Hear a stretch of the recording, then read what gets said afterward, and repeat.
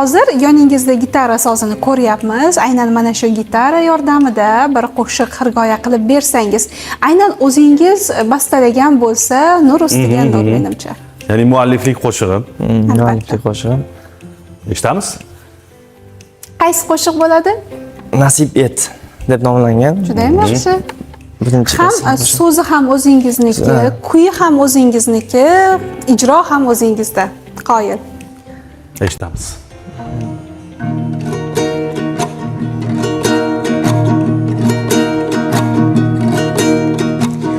Gunoh ortidan chopib, poyoni yo'q sahroda, umrim uvol ketmoqda, sarboni yo'q karvonda, kunlarimda mazmun ham ko'rinmay qoldi do'stim, nolimayman hayotdan, Allohga shukr do'stim. Gunoh ortidan chopib, poyoni yo'q sahroda, umrim uvol ketmoqda, sarboni yo'q karvonda, kunlarimda mazmun ham ko'rinmay qoldi do'stim, nolimayman hayotdan, Allohga shukr do'stim.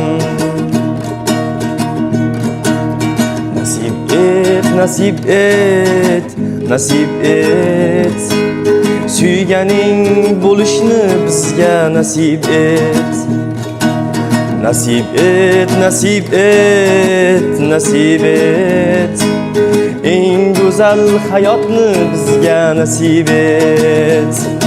Nasib, nasib,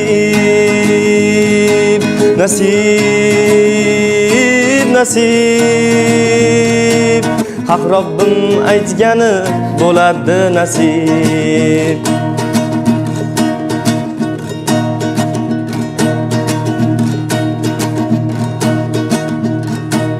Hamisha sinoving xayrli bo'lsin, sinovli damlarda bu pullar o'lsin, jon jigarlar doim yonimda tursin, bir sening hajringda yuragim ursin, jon jigarlar doim yonimda tursin, bir sening hajringda yuragim ursin.